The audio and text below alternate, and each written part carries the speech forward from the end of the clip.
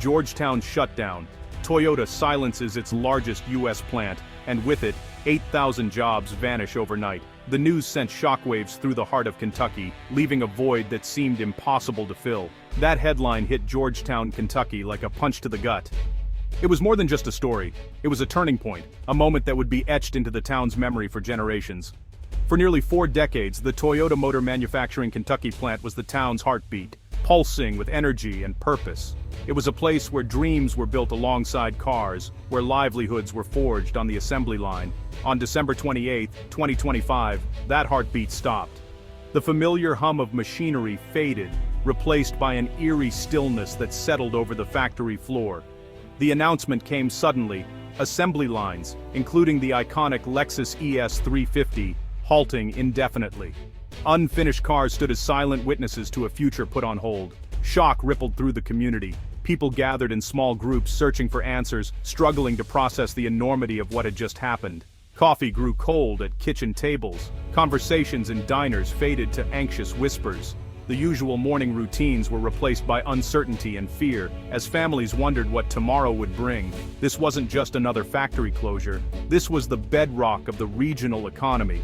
The plant's presence had shaped the town's identity, supporting countless businesses and families. The plant was a multi-generational institution, where parents and children built not just cars, but a shared identity.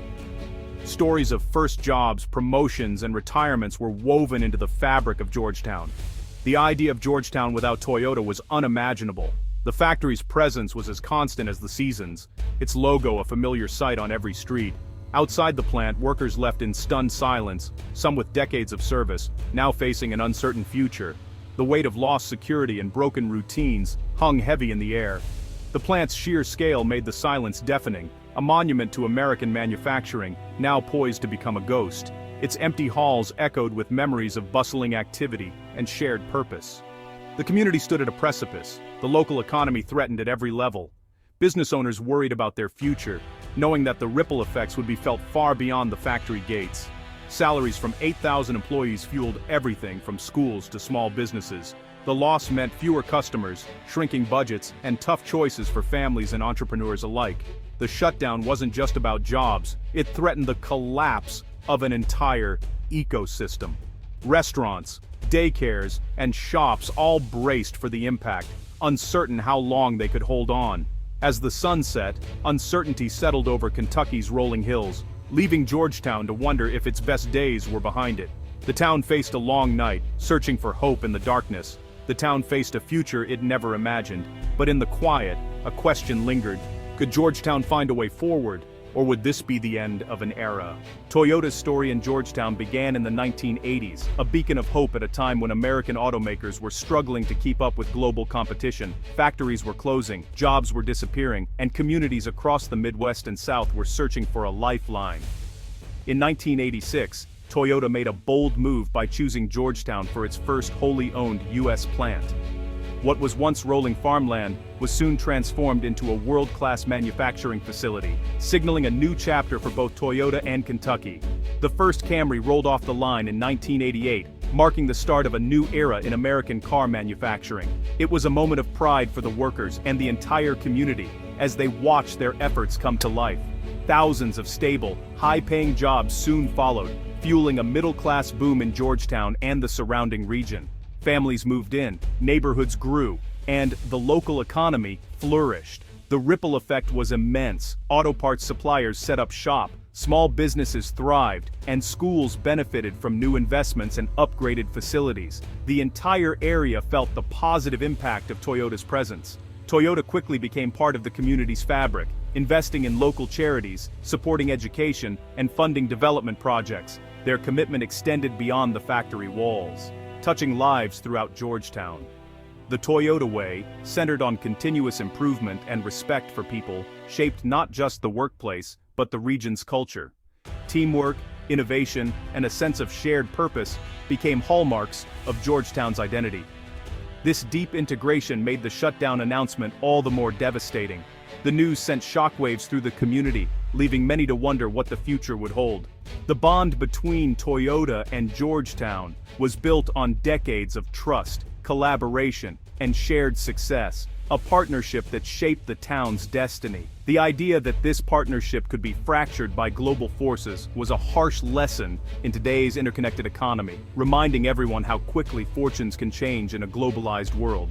The Georgetown shutdown was the result of years of mounting global pressure, not a single decision. It was a slow-moving crisis, building up over time as international tensions simmered and then boiled over. For the workers and the community, the closure felt sudden.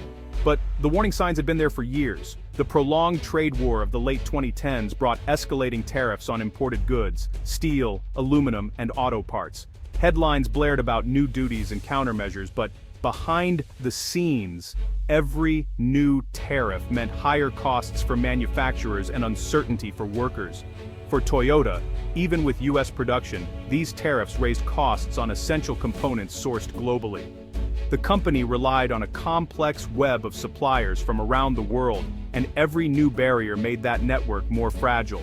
Building a Lexus in Kentucky became far more expensive. The price of every bolt, every panel, every electronic chip crept upward, squeezing profit margins and forcing tough decisions. Toyota tried to absorb the costs, but as trade disputes dragged on, it became unsustainable. Managers scrambled to find savings, but there was only so much they could do before the numbers stopped adding up. Retaliatory tariffs from other countries hit exports hard. Demand for Kentucky-built Lexus sedans plummeted overseas. What once was a thriving export business quickly shrank, leaving cars sitting unsold and workers with little to do. The plant was caught in a crossfire: higher costs to build, higher prices abroad. No matter which way Toyota turned, the numbers didn't work. The assembly line slowed and then stopped. The Lexus ES350 line, once a symbol of American manufacturing, became a liability. What was once a point of pride for the community now stood as a reminder of how quickly fortunes can change. The shutdown showed how interconnected the global economy is. Policies meant to protect jobs can backfire. When one link in the chain breaks, the effects ripple out, touching workers, families, and entire towns. Georgetown's closure was a stark lesson. In today's world, no factory stands alone. The fate of a single plant can depend on decisions made thousands of miles away. Trade policy forged in Washington can devastate main streets across America. The consequences of global decisions are felt most deeply in local communities, far from the negotiating table. The pain in Georgetown was the price of a global trade war.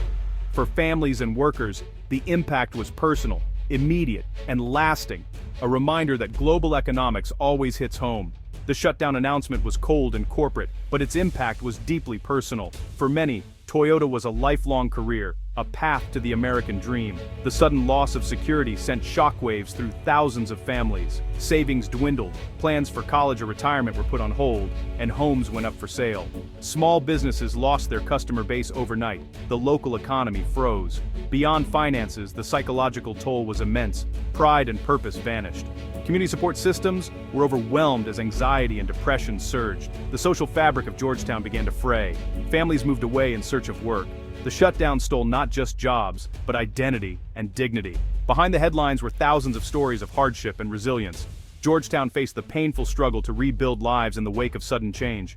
To understand Georgetown's fate, compare it to Mazda Toyota manufacturing in Huntsville, Alabama. The Alabama plant, opened in 2021, was built for flexibility, producing in-demand SUVs for the U.S. market. Its adaptable lines and focus on domestic sales shielded it from the worst of the trade war. Advanced robotics and modular assembly allowed quick pivots to market shifts. Georgetown's older infrastructure focused on sedans couldn't adapt without massive investment. Mazda's strategy prioritized agility and domestic focus, while Georgetown's success was built for a different era. The contrast is clear. Resilience today requires not just efficiency, but the ability to pivot. One plant ramped up production, the other shut down. A lesson in strategic foresight. Modern manufacturing demands adaptability above all. The The Georgetown shutdown ignited a political firestorm over America First trade policies. Supporters argued tariffs protected U.S. jobs. Critics saw the closure as proof of policy failure. The irony tariffs meant to save jobs led to 8,000 lost in Kentucky. Kentucky leaders pleaded for federal help, while politicians blamed each other and the company. The debate exposed the complexity of American-made in a globalized world. Is a car built in Kentucky with foreign parts less American than one assembled abroad with U.S. parts? The Georgetown crisis shattered simplistic trade rhetoric. The real-world consequences of policy choices were now impossible to ignore. In the aftermath, Toyota worked to manage the narrative and reaffirm its U.S. commitment. The company called the shutdown a targeted decision, not a retreat. Toyota highlighted its $13 billion investment in U.S. operations and ongoing production in Indiana, Texas, and Alabama. The pivot: major investment in electric vehicles and batteries, including a new North Carolina plant. Displaced workers were promised retraining, but the transition would be tough. Toyota's future-facing strategy made business sense, but offered little comfort to those skilled in traditional assembly. The shutdown revealed the limits of corporate loyalty in the face of economic headwinds. Toyota was adapting to survive.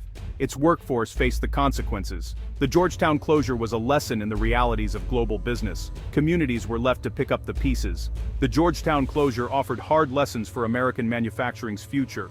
First, global trade is delicate. Blunt tariffs can backfire, disrupting entire ecosystems. Smart policy must be nuanced and cooperative, not reactionary. Second, workforce adaptability is crucial.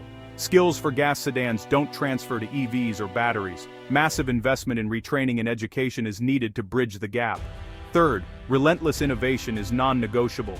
Factories must be flexible and tech-driven. The contrast between Georgetown and Alabama proved it. Agility wins. Complacency is fatal. No industry is immune to disruption. A holistic approach, smart policy, lifelong learning, and innovation is essential. The empty lines in Kentucky are a warning. Stability must be built and defended. The silence at Georgetown is a call to action for America. The crisis is a chance to forge a new consensus for a resilient industrial base. Success requires cooperation: corporate, government, labor, and education working together. Strategic public investment in technology, infrastructure, and training is vital. The well-being of workers and communities must be central, not an afterthought. Shared prosperity and opportunity should define the next chapter. Georgetown's story is painful, but not final. The challenge now: turn loss into renewal and build a stronger, more adaptable future.